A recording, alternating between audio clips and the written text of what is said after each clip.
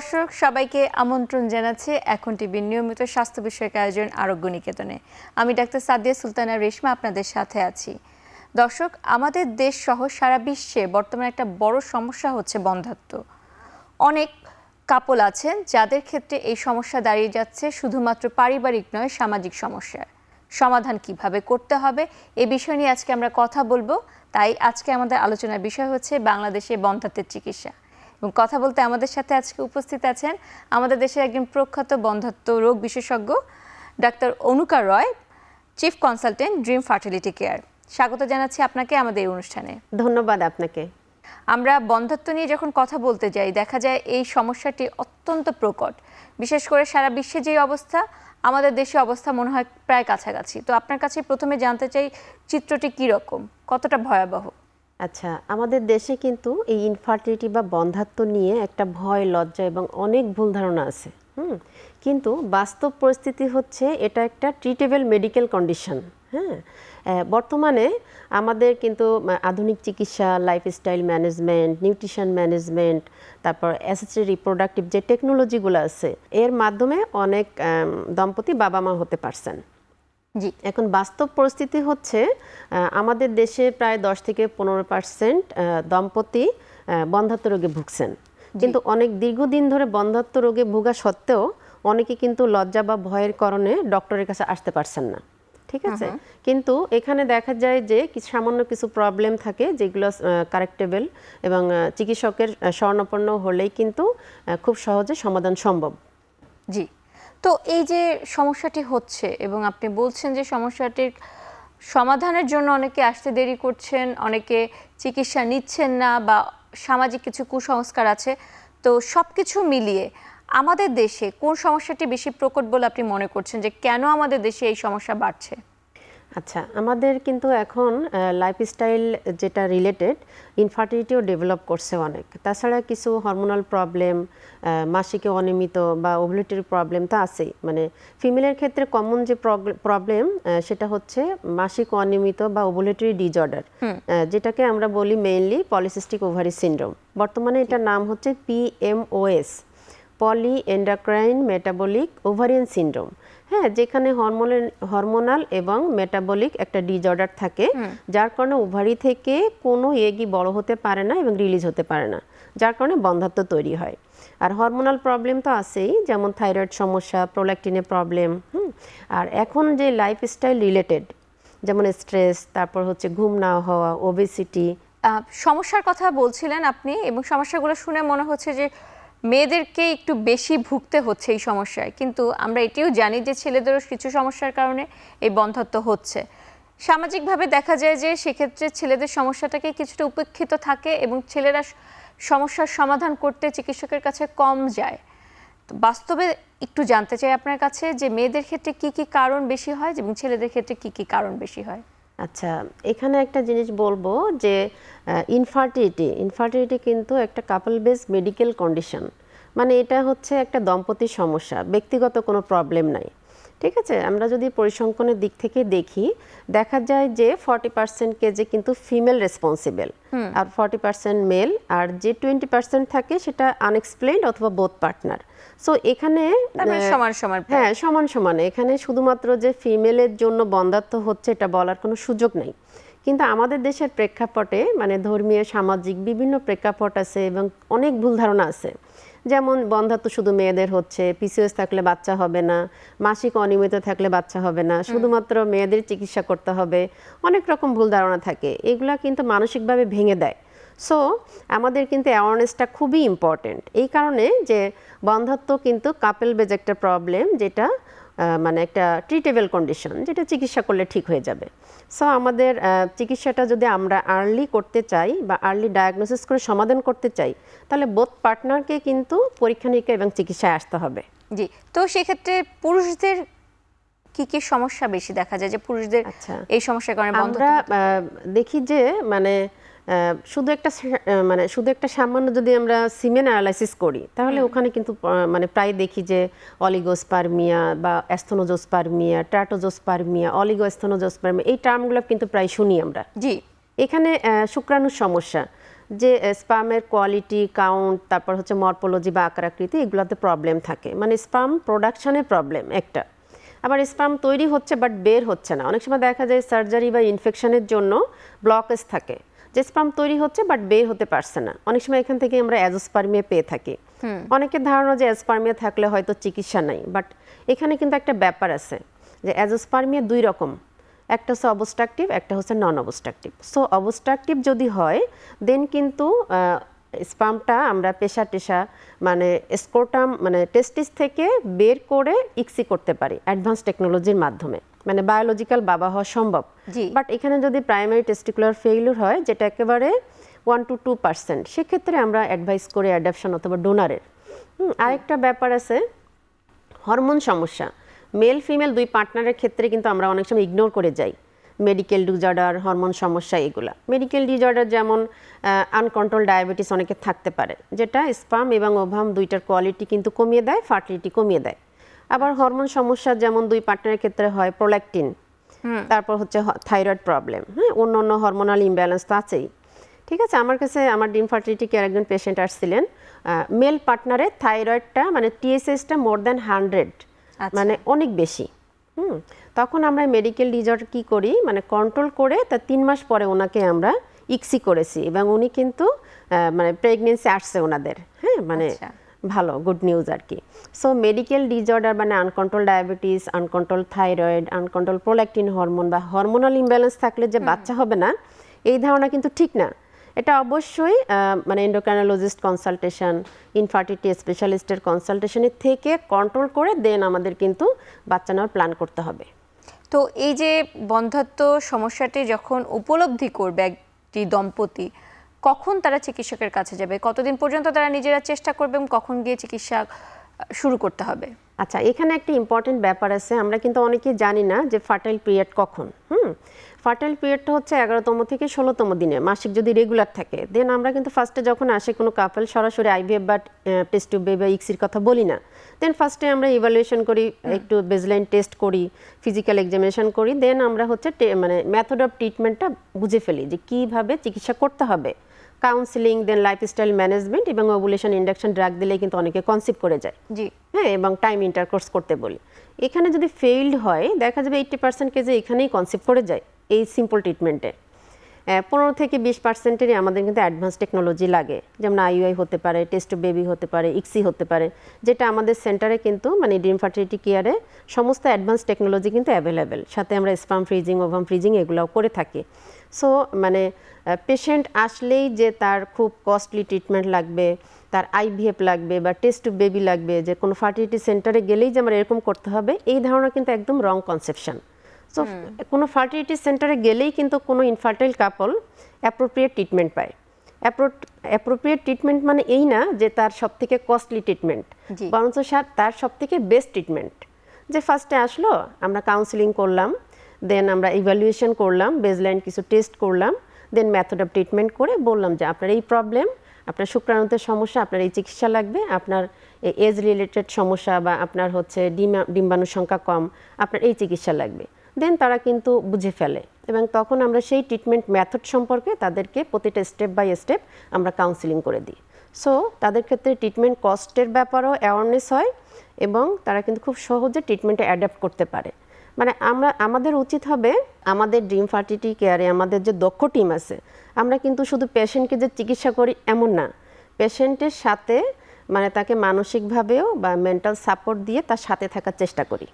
আচ্ছা, তার মানে খুবই ভালো একটি খবর আমরা এইমাত্র শুনলাম যে এখানে শুধুমাত্র রোগীকে চিকিৎসা নয়, চিকিৎসাতে রোগীর মানসিক যে স্বাস্থ্য সেই ব্যাপারে আপনারা গুরুত্ব দিচ্ছেন এবং এটি খুব গুরুত্বপূর্ণ।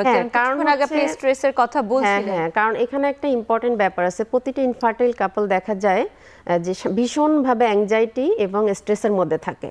হ্যাঁ, মানে ইমোশনাল তারা এত ইমব্যালেন্স থাকে, সেটা হোক পারিবারিক, সেটা হোক সামাজিক, সেটা হোক হাজব্যান্ডের পক্ষ থেকে। এখন আমাদের দেশে অ্যাওয়ারনেস অনেক আসছে, বাট তারপরেও কিন্তু কিছু কিছু সামাজিক প্রেক্ষাপট থেকে যায়। এই জন্য বিভিন্নভাবে তারা ভীষণভাবে স্ট্রেসের মধ্যে থাকে। এই মানে ইনফার্টিলিটির কারণে স্ট্রেস, আবার স্ট্রেসের কারণে ইনফার্টিলিটি ডেভেলপ করে। স্ট্রেসে কি হয়, বোথ যে পার্টনার মেল ফিমেল দুই পার্টনারের কিন্তু আমাদের যে কর্টিসল শরীরে তৈরি হয়, এই কর্টিসল হরমোনটা আমাদের যে মেল ফিমেল পার্টনারের যে ফার্টিলিটির সাথে রিলেটেড হরমোনগুলা এগুলাতে কাজ করতে দেয় না। কাজ করতে না দিলে ইনফার্টিলিটি ডেভেলপ করবে। আচ্ছা, আবার স্ট্রেসের কারণে কিন্তু ইনসমনিয়া বা মানে ঘুম হয় না অনেকের। এই ঘুম না হওয়ার কারণে হরমোনাল ইমব্যালেন্স হয়। এই হরমোনাল ইমব্যালেন্সের কারণে ইনফার্টিলিটি ডেভেলপ করতে পারে। জি ধন্যবাদ। আমরা এই নিয়ে আরো কথা শুনবো, এখন একটি বিরতির সময় হয়েছে।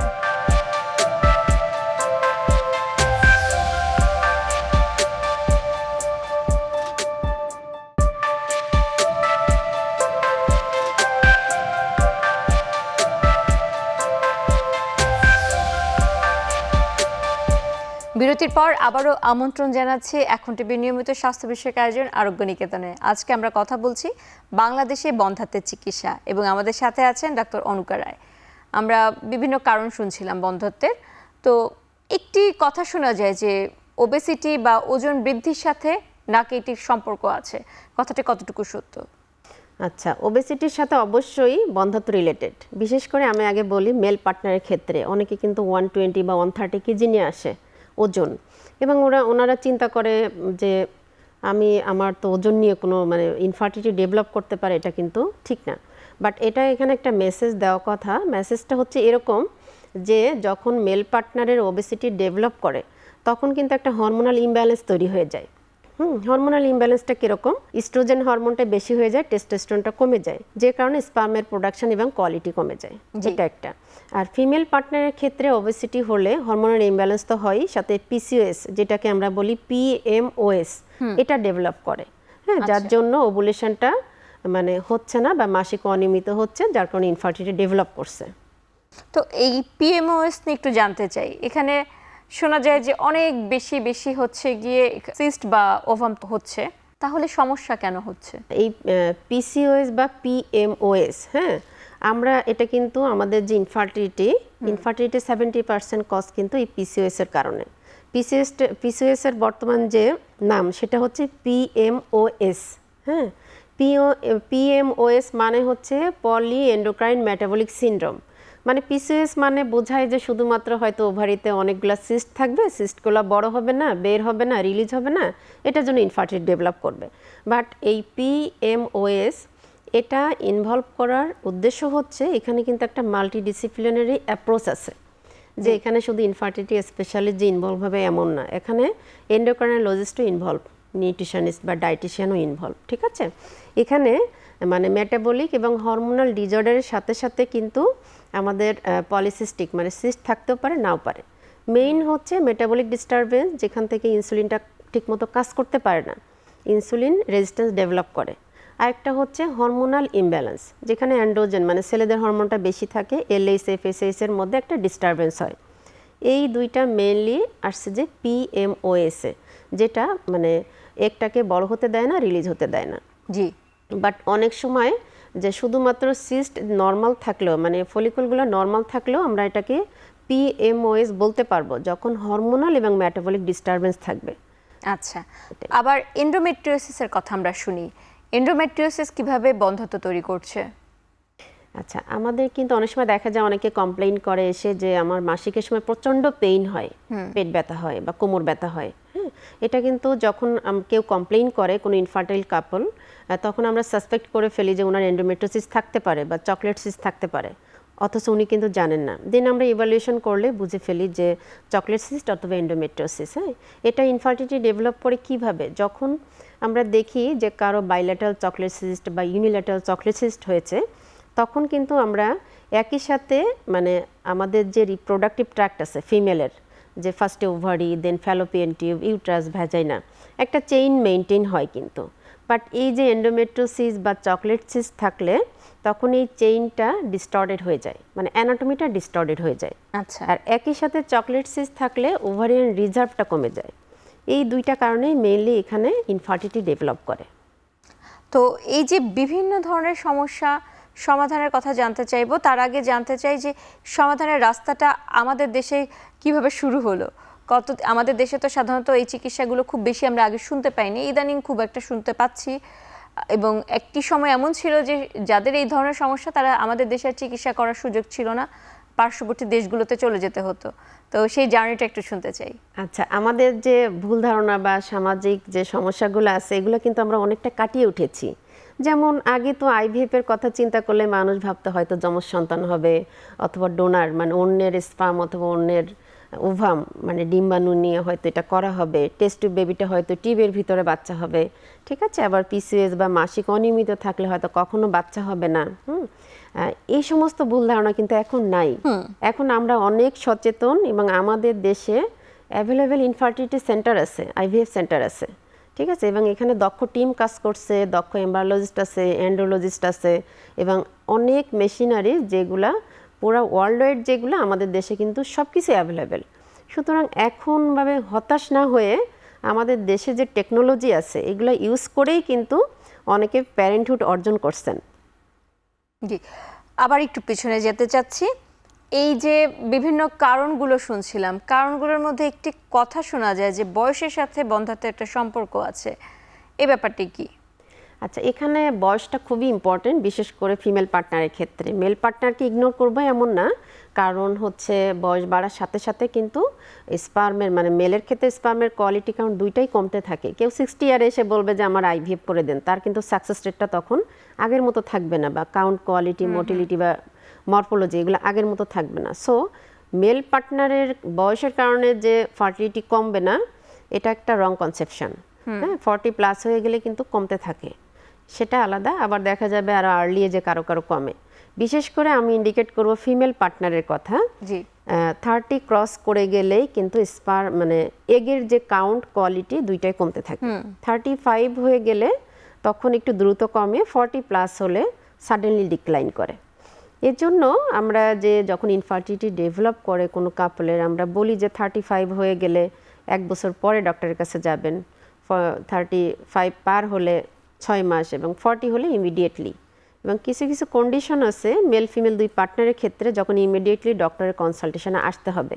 এই জিনিসগুলো আমরা কিন্তু অনেকে জানি না, আমরা ওই সময়টা অপেক্ষা করি 1 বছর বা 6 মাস।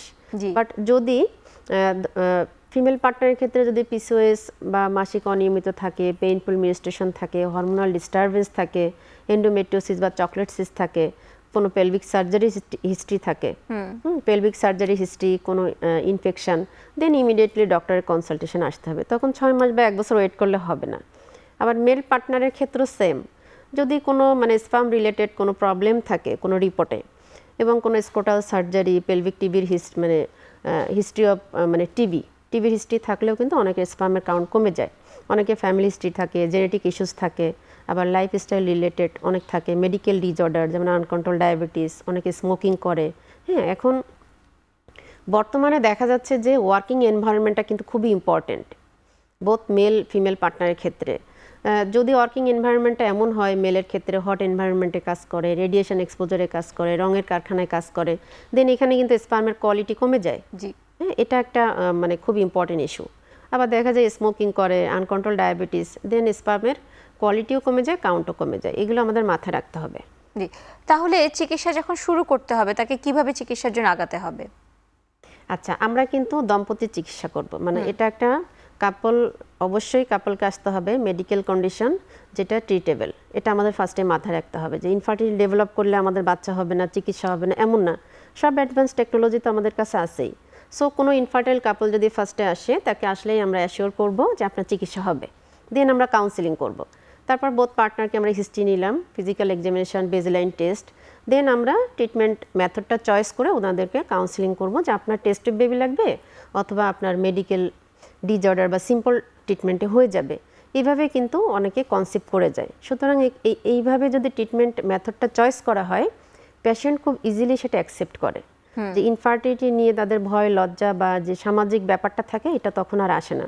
ট্রিটমেন্টের ক্ষেত্রে আমরা যেমন শুনি যে আইভিএফ, আইইউআই, বিভিন্ন ধরনের পদ্ধতি, এগুলোর ব্যাপারে একটু জানতে চাই যে কোনটা কি? আচ্ছা, ফার্স্টে আমি আসি আইওআই এর ব্যাপারটা। এটা হচ্ছে অ্যাডভান্স টেকনোলজির একেবারে সহজ এবং প্রাথমিক ধাপ, যেটা খুব সহজে করা যায় এবং নন ইনভেসিভ। হ্যাঁ, এখানে কষ্ট খুব কম।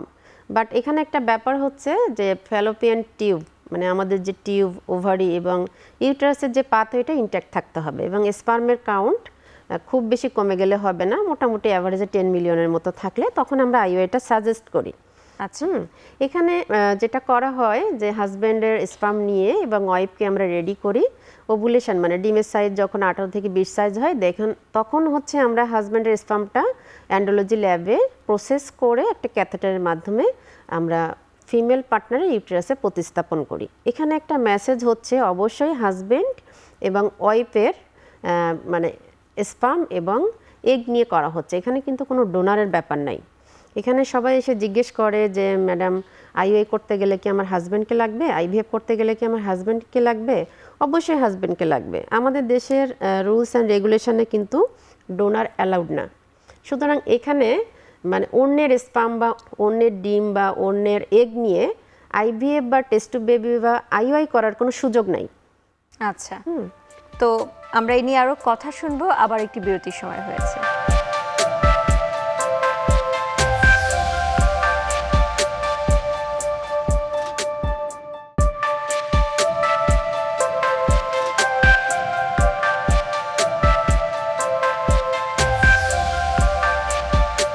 প্রিয় দর্শক, বিরতির পর আবারও আমন্ত্রণ জানাচ্ছি আরোগ্য নিকেতনে। আজকে আমরা কথা বলছি বাংলাদেশে বন্ধ্যাত্বের চিকিৎসা নিয়ে এবং আমাদের সাথে আছেন ডাক্তার অনুকা রায়। আইভিএফ আমরা শুনছিলাম আইইউআই এবং আইভিএফ এর কথা। এর আগে অনেকে দেখা যায় যে বিশেষ করে আমাদের দেশে একটা প্রবণতা আছে, নিজে থেকেই অনেকে চিকিৎসা করে বা নিকটস্থ একজন যদি চিকিৎসা করে তার থেকে আরেকজন চিকিৎসা পদ্ধতিটা শুনে ঔষধ গ্রহণ করে এবং কিছু ওভুলেশন ইন্ডাকশন ড্রাগ খাওয়ার একটা কথা আমরা শুনি। এই ব্যাপারটি চিকিৎসক হিসাবে চিকিৎসক কখন দিবে এবং যদি কেউ নিজে থেকে খেয়ে থাকে সেই ব্যাপারটি কতটুকু যুক্তিযুক্ত? আমরা যে ওভুলেশন ইনজেকশন দেই অবশ্যই একজন মানে কনসালটেন্ট বা বিশেষজ্ঞর মানে পরামর্শে খাওয়া উচিত। নিজে নিজে কোনো বা ওষুধ খাওয়া বা অন্যের চিকিৎসা নিয়ে যে সাফল্য লাভ করেছে তার থেকে ম্যানেজমেন্ট নিয়ে নিজে নিজে ওষুধ খাওয়া বা চিকিৎসা করাটা কিন্তু একেবারে একটা ভুল মানে রাস্তা আর কি চিকিৎসার ক্ষেত্রে। সুতরাং আমি বলবো যদি কেউ মানে বহুদিন ধরে বাচ্চা হচ্ছে না তাহলে অবশ্যই একজন ইনফার্টিলিটি কনসালটেন্টের আন্ডারে আসতে হবে। দেন আপনি প্রপার গাইডলাইন অনুযায়ী আপনি মানে ব্যক্তিগত চিকিৎসা পদ্ধতি কিন্তু এক একজনের এক এক রকম থাকে। মানে সব পেশেন্টের একই রকম চিকিৎসা বা অন্যের এইভাবে চিকিৎসা করে বাচ্চা হয়েছে আমি ওই রাস্তায় আগাই নিজে নিজে, এটা করলে হবে না।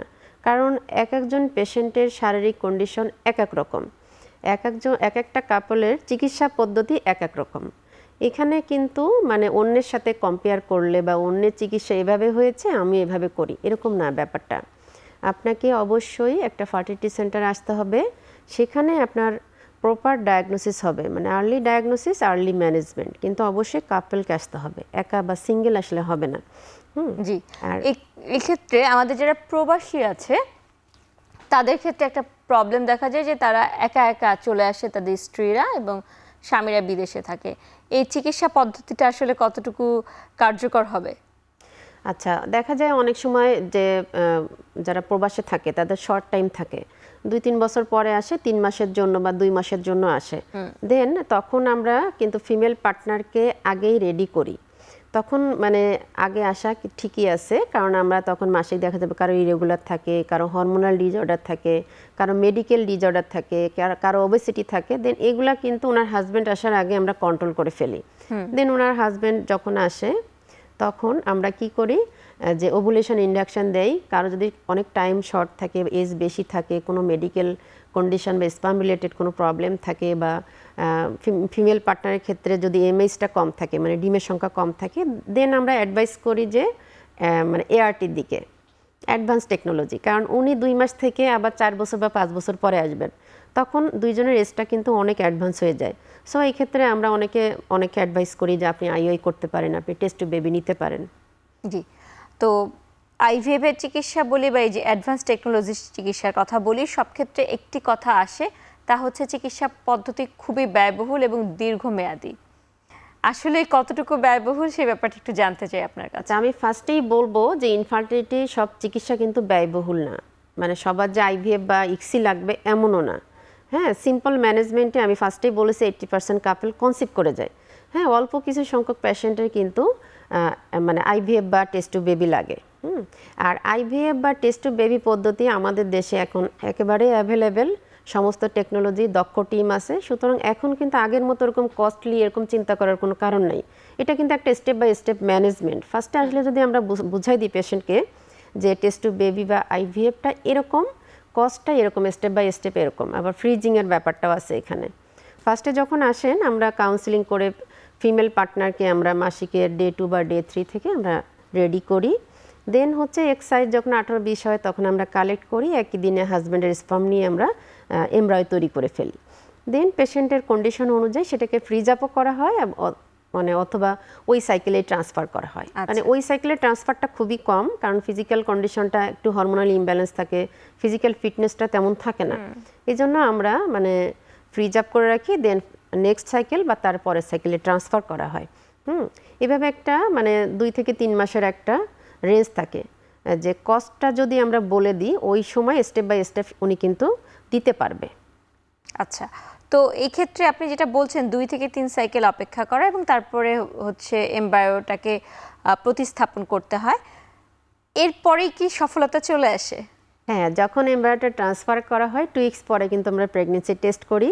গতকাল আমাদের ড্রিম ফার্টিলিটি কেয়ারে কিন্তু একজন মানে পেশেন্ট কনসিভ করে আসছেন, হ্যাঁ, টেস্ট টিউব বেবিতে। তার 9 ইয়ার্স ধরে মানে বাচ্চা আসছিল না, গ্রস পিসিওএস ছিল, বাট উনি কনসিভ করছেন এবং খুব খুশি।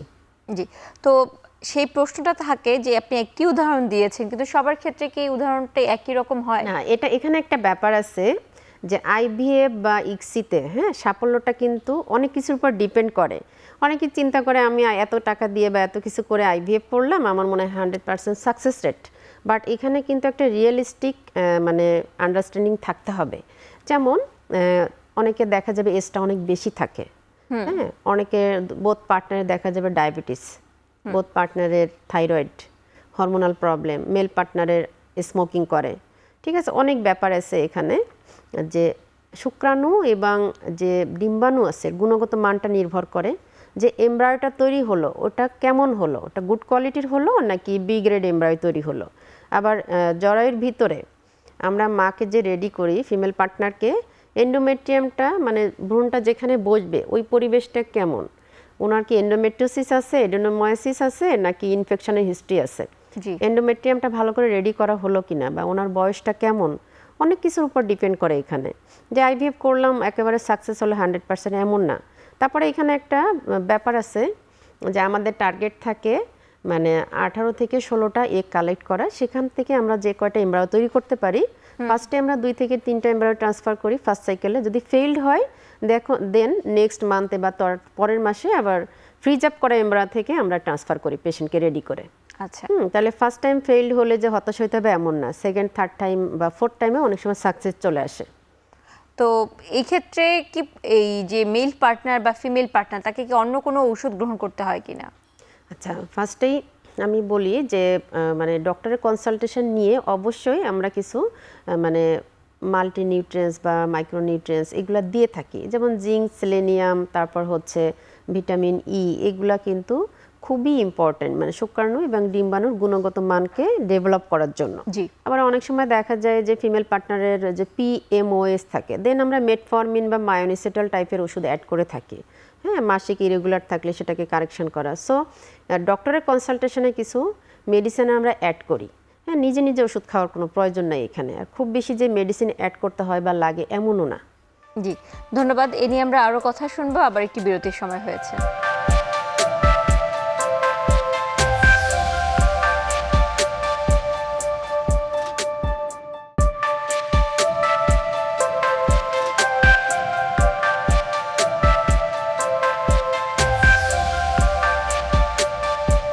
বিরতির পর আবারও আমন্ত্রণ জানাচ্ছি আরোগ্য নিকেতনে। আজকে আমরা কথা বলছি বাংলাদেশে বন্ধ্যাত্বের চিকিৎসা এবং আমাদের সাথে আছেন ডক্টর অনুকা রায়। আমরা বিভিন্ন ধরনের পদ্ধতির কথা শুনছিলাম এবং কতদিন ধরে এই চিকিৎসা ব্যবস্থা নিতে হচ্ছে সেই ব্যাপারে একটা ধারণা পেয়েছি। আপনি বলছিলেন যে থাইরয়েডের সমস্যা আছে, ডায়াবেটিসের সমস্যা যাদের আছে তাদের ক্ষেত্রে কিছুটা বাধা পায়। তো পাশাপাশি আরেকটি ব্যাপার একটু জানতে চাই যে অনেকেই আছে যে দীর্ঘদিন জন্ম নিয়ন্ত্রণ পিল খাচ্ছেন এবং একটি সময় পরে তারা বাচ্চা গ্রহণ করতে চাচ্ছেন, তো তাদের ক্ষেত্রে কি কোনো ধরনের জটিলতা হওয়ার ঝুঁকি আছে কিনা? আচ্ছা, আমাদের কিন্তু একটা ভুল ধারণা আছে জন্ম নিয়ন্ত্রণ পিল খেলে হয়তো কখনো বাচ্চা হবে না, বাট এটা কিন্তু একটা রং কনসেপশন। কারণ হচ্ছে জন্ম নিয়ন্ত্রণ পিলটা সাধারণত দুইভাবে কাজ করে। একটা হচ্ছে হরমোনটাকে ইমব্যালেন্স করে দেয়, ইস্ট্রোজেন প্রজেস্টেরন একটা, আরেকটা হচ্ছে যে সার্ভাইকাল যে মিউকাসটাকে ঠিক করে দেয়। বাট এই জন্ম নিয়ন্ত্রণটা পিলটা যদি স্টপ করি দেন 1 থেকে 3 মাসের মধ্যে কিন্তু ফার্টিলিটি রিটার্ন চলে আসে। বাট অনেকে আছে যে দীর্ঘদিন ধরে 8 থেকে 10 বছর ধরে পিল খাচ্ছেন, দেন তার কিন্তু এজটাও বেড়ে যায়। একই সাথে অনেক সময় দেখা যায় কারো কারো পিসিওএস থাকে বা পিএমএস থাকে, কারো এন্ডোমেট্রিওসিস, অ্যাডেনোমাইসিস এগুলা থাকে। পিল খেলে এই মানে রোগগুলা সাপ্রেস থাকে, মাসিকটা রেগুলার থাকে, বাট যখন পিলটা ছেড়ে দেওয়া হয় তখন যদি কনসিভ না করে, অনেকে আমরা ধারণা করি যে পিলের কারণে হয়তো কনসিভ করছে না, বাট না, তার যে হাইডেন রোগগুলো ছিল যেমন পিসিওএস ছিল, এন্ডোমেট্রোসিস ছিল, অ্যাডেনোমাইসিস ছিল, হ্যাঁ, হরমোনাল ইমব্যালেন্স ছিল, মেডিকেল ডিসঅর্ডার ছিল, বা বয়স বেড়ে গেল, এগুলোর কারণেই বাচ্চাটা তখন কনসিভ করতে চায় না, পিলের জন্য না। আচ্ছা, তো পিলের কথা যেমন শুনলাম, ইমার্জেন্সি পিল ইদানিং খুব বেশি ব্যবহার হচ্ছে এবং অপেক্ষাকৃত যারা ইয়াং জেনারেশন তাদের মধ্যে এটি গ্রহণের প্রবণতাও বেশি। এটি কি কোনো ধরনের সমস্যা তৈরি করতে পারে? এখানে কিন্তু একটা ইম্পর্টেন্ট বিষয় আছে, ইমার্জেন্সি পিলের কিন্তু ফেলিওর রেট 4%। অনেকে ইমার্জেন্সি পিল খান কিন্তু কনসিভ করে আসেন, এটা একটা। আরেকটা হচ্ছে ইমার্জেন্সি পিল খেলে মাসিকটা ইরেগুলার হয়ে যায় কারো কারো ক্ষেত্রে, আর ইমার্জেন্সি পিলে কিন্তু প্রজেস্টেরন থাকে। সো এটা কি করে, যখন হচ্ছে মানে ফ্যালোপিয়ান টিউবটা এটার কিন্তু মোটিলিটি বা গতিটাকে কমিয়ে দেয়, যেটার ক্ষেত্রে একটুপিক মানে প্রেগনেন্সি হওয়ার চান্স থাকে। সো ইমার্জেন্সি পিলটা অ্যাভয়েড করাই বেটার। তো বন্ধ্যতার চিকিৎসার মধ্যে আবার চলে আসি, যেহেতু বিভিন্ন কারণগুলো শুনছিলাম এবং চিকিৎসা পদ্ধতিও জানছিলাম। বন্ধ্যত্ব চিকিৎসা নেওয়া হচ্ছে এবং এই সময় একজন যারা কোনো কর্মজীবী নারী বিশেষ করে তাদের ক্ষেত্রে স্বাভাবিকভাবে তাদের কর্মস্থলে যেতে হচ্ছে, তো এটি কি কোনো ধরনের সমস্যা তৈরি করতে পারে কিনা? এখানে একটা আছে যে মানে ডিভাইস ওরিয়েন্টেড, যেটা আমরা কিন্তু অধিকাংশ এখন যে কাজগুলো করি সাথে ল্যাপটপ, ফোন, এগুলা কিন্তু রিলেটেড। এখানে একটা ব্যাপার আছে, রেডিয়েশনের একটা ব্যাপার আছে, হ্যাঁ, মানে রেডিয়েশন, এই যে ডিভাইস থেকে যে মাইক্রো মানে ওয়েভ যেগুলা বা রেডিয়েশন যেগুলো আসছে, এগুলা কিন্তু স্পার্ম মানে যেহেতু ফিমেল পার্টনারের কথা বলছেন, যে এগের কোয়ালিটিটাকে কমিয়ে দেয়। আচ্ছা, আবার ওয়ার্কিং এনভায়রনমেন্টটা আমাদের অবশ্যই হতে হবে, মানে হট এনভায়রনমেন্ট হওয়া যাবে না, তারপর হচ্ছে সেটা হচ্ছে রেডিয়েশন এক্সপোজার হওয়া যাবে না, কারণ এগুলো হচ্ছে এগের কোয়ালিটিটাকে কমিয়ে দেয়, এবং কাউন্টও অনেক সময় কমিয়ে দেয়। আচ্ছা। আবার ওয়ার্কিং মানে যারা হচ্ছে এখন ওয়ার্কিং উইমেন, তারা কিন্তু একটু দেরিতে বাচ্চা নেওয়ার প্রবণতা আছে, এক্ষেত্রে এজটা ইম্পর্টেন্ট। আমি যেটা বলবো যে বাচ্চা নেওয়ার জন্য আইডিয়াল এজ হচ্ছে 20 to 30 ক্রস করে গেলেই তখন এগের কাউন্ট কোয়ালিটি দুইটা কমতে থাকে। তো সেক্ষেত্রে যেহেতু কেউ এই চিকিৎসা পদ্ধতির মধ্যে দিয়ে যদি যেতেই চায়, তাহলে তাকে কখন বলবেন যে তাকে চিকিৎসা নেওয়া শুরু করতে হবে এবং একদমই দেরি করা যাবে না? যে কোনো ওয়ার্কিং এনভায়রনমেন্ট বা সবার ক্ষেত্রে, মানে ওয়ার্কিং উইমেন বা সবার ক্ষেত্রে কিন্তু একই, যে আমরা বিয়ের পরে ফার্স্টে যে আমাদের ফার্টাইল পিরিয়ড আছে, ওই সময় যদি রেগুলার মানে মেলামেশা করা হয় একদিন পর পর, দেন অনেকে কিন্তু কনসিভ করে যায়। যদি সেক্ষেত্রে ডিফিকাল্টিস ডেভেলপ করে, দেন হচ্ছে ফার্টিলিটি স্পেশালিস্ট দেখালেই বেটার। আর যখন চিকিৎসা পদ্ধতির মধ্যে চলে আসলো তখন কি করতে হবে? কারণ এটি তো দীর্ঘ সময়ের একটি যাত্রা। তাকে কি তার চাকরি থেকে কিছুদিন পর্যন্ত বিরতি নিতে হবে, নাকি সে চাকরিটা চালিয়ে যেতে পারবে? না না, এখানে আমাদের কাছে যারা আসে অধিকাংশ কিন্তু ওয়ার্কিং উইমেন, বাট এখানে যে চাকরিটা বিরতি নিতে হবে এরকম না, হ্যাঁ, মানে নর্মাল ক্ষেত্রে যেরকম কনসেপ্ট করে চাকরি করতে পারে বা ওয়ার্কিং এনভায়রনমেন্টে যেতে পারে, চিকিৎসার ক্ষেত্রেও কিন্তু সেম, কনসেপ্ট করে গেলে বা আপনার চিকিৎসা করতে গেলে গিয়ে ছুটি নিতে হবে এরকম না, এর ভিতর দিয়েই কিন্তু চিকিৎসা চালিয়ে যেতে পারে এবং অবশ্যই কনসেপ্ট করতে পারে, তারপরে অবশ্যই চাকরিটা মেনটেন করতে পারবে। তো চিকিৎসা পদ্ধতি কথা শুনছি এবং আমরা শুনলাম যে বিভিন্ন কারণ, আমরা একদম কথা বলতে বলতে অনুষ্ঠানের শেষ পর্যায়ে চলে এসেছি। বিদায়ের আগে আপনার কাছ থেকে আমাদের যারা দর্শক আছে, বিশেষ করে যারা বন্ধ্যত্ব সমস্যায় ভুগছে, তাদের উদ্দেশ্যে আপনার কথা শুনতে চাই। আচ্ছা, আমি ফার্স্টেই বলবো আমরা কিন্তু নিজেকে বা কাপলকে দোষারোপ করব না, আর এটা হচ্ছে দম্পতির চিকিৎসা, মানে দুইজন মিলে আমরা পরীক্ষা নিরীক্ষা এবং ম্যানেজমেন্টটা নিব। একই সাথে আমরা লাইফস্টাইলকে ইমপ্রুভ করব, যেমন ডায়েট, এক্সারসাইজ, ওয়েট কন্ট্রোল, তারপর হচ্ছে সাউন্ড স্লিপ, হ্যাঁ, স্ট্রেস কমানো, এগুলো তো আছেই। সর্বশেষে হচ্ছে আমরা টেনশন করব না বা কোনো ধরনের প্রেশানির মধ্যে যাব না, এই কারণে যে আমাদের দেশে সমস্ত প্রকার অ্যাডভান্স টেকনোলজি অ্যাভেলেবেল। সো এখান থেকে আমরা সহজে বাবা মা হতে পারবো। জি, আপনাকে অসংখ্য ধন্যবাদ আপনার মূল্যবান সময় থেকে আমাদেরকে সময় দেওয়ার জন্য। ধন্যবাদ আপনাকে। প্রিয় দর্শক, আজকে এখানেই শেষ করছি। ভালো থাকুন, সুস্থ থাকুন।